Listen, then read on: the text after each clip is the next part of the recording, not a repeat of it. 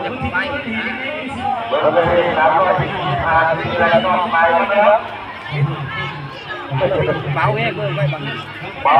รุนแรงบางเลยผ่านไป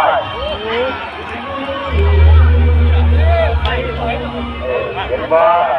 นักการมันนักบอลมาเนาะวันอยู่วันไปทำมาไปรอจะได้ทำเรื่องนอนมันร้อนมันก็เลยตามเราที่ก็หายครับอย่าเบาก็ไปเบา